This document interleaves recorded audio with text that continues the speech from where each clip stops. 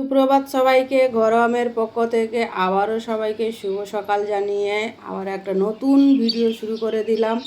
আজকের বাসি কাজকর্ম সেরে একদম বাগানে চলে এলাম। কি রান্না বান্না হবে তার জন্যে বাগানে শাক ছিল, তো সেই পুঁই শাক, নতুন পুঁই শাক উঠেছে, সেই পুঁই শাক একটু তুলে নিচ্ছি। কারণ বাদা থেকে কাঁকড়া ধরে আনা হয়েছে, সেই কাঁকড়া দিয়েই পুঁই শাকের ঘন্ট হবে। তার জন্য বাগানে কচি কচি দেখে পুঁই শাকগুলো কেটে নিচ্ছি। আমাদের এই ভিডিওগুলো তোমাদের যদি ভালো লাগে অবশ্যই লাইক করে দিও, আর সবার সাথে শেয়ার করে দিও, ভালো লাগবে প্রত্যেকেরই আশা করছি। আর একটা সাবস্ক্রাইব করে দিও। আর এই ভিডিওগুলো প্রত্যেকের কাছে পৌঁছানোর জন্য বেশি বেশি করে শেয়ার করবে, তাহলে আমাদেরও ভালো লাগবে, তোমাদেরও ভালো লাগবে। তারাও একটু দেখবে, তাদেরও একটু কমেন্ট করলে আমাদের খুবই ভালো লাগে।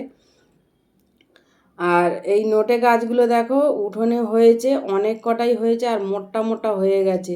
তা আজের পুঁই শাক কেটে নিয়েছি, আজ আর নোটে শাক কাটবো না। নোটের আটাগুলো খেতে সত্যি খুব ভালো লাগে, বেশ মিষ্টি, বিনা সারে এই শাকগুলো হয়েছে। কিন্তু পাতাতে পোকা হয়ে গেছে, তাই জন্য ছিঁড়ে তোমাদের সঙ্গে শেয়ার করছি। মিষ্টি লাগবে চচ্চড়ি করলে সব রকম সবজি দিয়ে। আর আজকে তুলে নিয়েছি পুঁই শাক। ওই যে কাঁকড়াগুলো ভাঙলাম দেখলে, ওই কাঁকড়াগুলো দিয়ে কটা দিয়ে ঘন্ট করছি।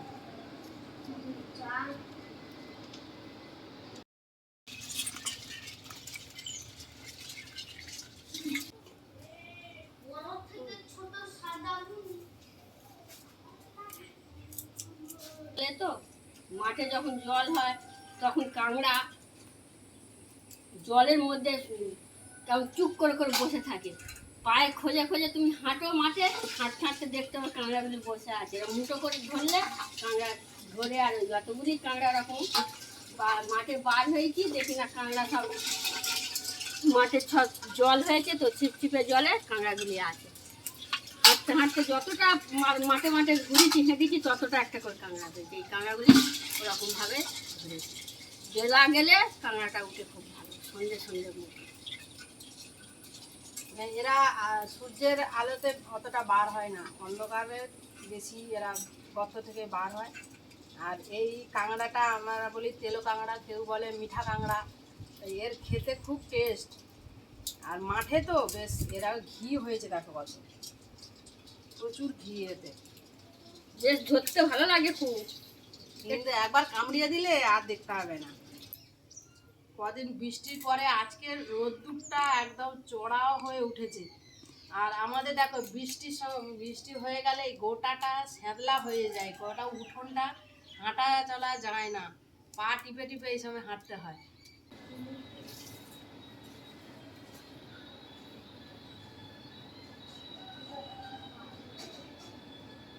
পোনা মাছ দিয়ে ঝোল, এইবার তোমাদের সঙ্গে মা সেই রেসিপিটা শেয়ার করবে, যেটা হচ্ছে ফ্যান তিতো।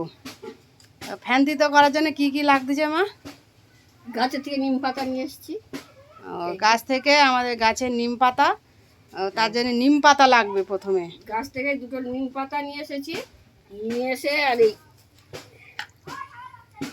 বেশি দেওয়া যাবে না, তাই তো? না, তিতো হয়ে গেলে খাওয়া যাবে না। বেশি কিন্তু দেয়নি, দুটো না তিনটে পাতাকে মা তেলে একটু ভেজে নিচ্ছে।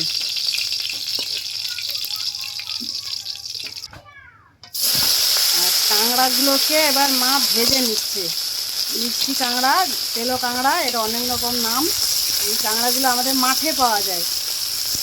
এই সময় তো মাঠটা ডুবে গেছে, তো সেই মাঠেই এই কাঁকড়াগুলো পাওয়া যায়। মা এই কাঁকড়াগুলোকে ভেজে নিচ্ছে।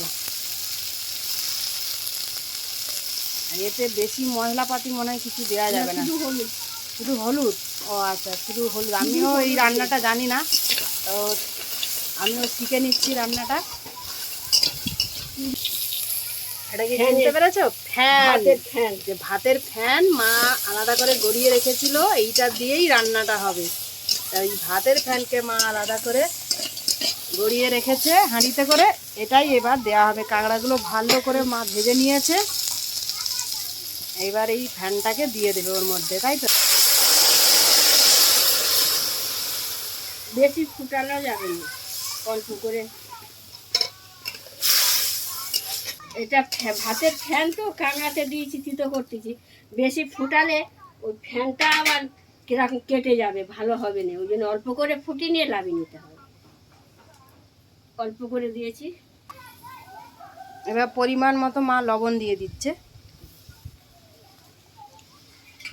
অল্প মশলাতে সুস্বাদু খাবার, এটা একটা নতুন কিন্তু রান্না তোমাদের সঙ্গে আমি শেয়ার করলাম। মায়ের সব রকম রান্না তোমাদের সঙ্গে শেয়ার করি, আমরা যা যা কাজ করি সব কিছুই তোমাদের সঙ্গে শেয়ার করি। তো এটা একটা নতুন রান্না, এটাও তোমাদের সঙ্গে শেয়ার করে দিলাম। এই রান্নাটা আমাদের বাড়ির সবাই খায়, অবশ্য আমি এখনও খাইনি কোনো দিন। তো এইটা বলে এই রান্নাটা আমি জানতাম না, আর আমি কোনোদিন খাইনি। এইখানে আসার পরে দেখতে পাচ্ছি ওই ফ্যান দিয়ে তিতো হয়, খেয়ে দেখলাম খুব ভালো লাগলো। আমার শাশুড়ির বাপের বাড়ি কোনোদিন হয়নি, আর আমার বাপের বাড়িও কোনোদিন হয়নি। তো এখানে এসে আমার শাশুড়িও যেমন শিখেছে, আমিও এই শিখলাম ফ্যান তিতো। তো এটা নাকি খুব খেতে ভালো লাগে। মা খাওয়া শিখে গেছে, এখন রান্না করতেও শিখে গেছে, আবার খেতেও শিখে গেছে। তখনকার দিনের মানুষরা কি খাবে না খাবে, তো মাঠ থেকে এরকম কাঁকড়া ধরে নিয়ে এসে এই দিয়ে নাকি এক থালা ভাত খাওয়া হয়ে যেত। আর একটা জিনিস এইখানে এসে আমি দেখেছিলাম, খেয়েছিলাম, সেটা এখন আর দেখতে পাইনি। মেথা, খালে খুব মেথা হতো, চিংড়ি।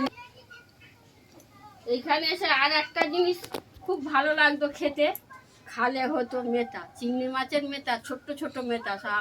এই জাল টেনে কাপড়, নেট জাল দিয়ে কাপড় দিয়ে দুজনে করে টেনে ধরে নিয়ে আসতো।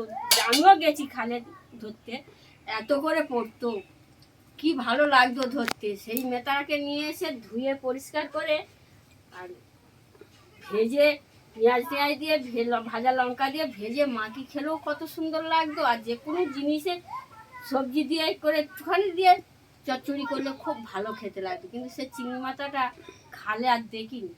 মেথা বলতে কি বলো তো তোমরা বন্ধুরা, ওই চিংড়ি মাছের বাচ্চা, মানে এরকম ছোট্ট ছোট্ট একদম কচি কচি চিংড়ি মাছের বাচ্চা।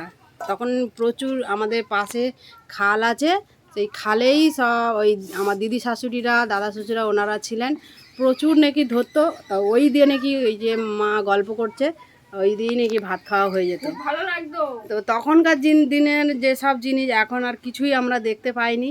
এমনকি বড় বড় এরকম বাগদা চিংড়ি, কড়া চিংড়িও নাকি প্রচুর হতো। হয়ে গেছে।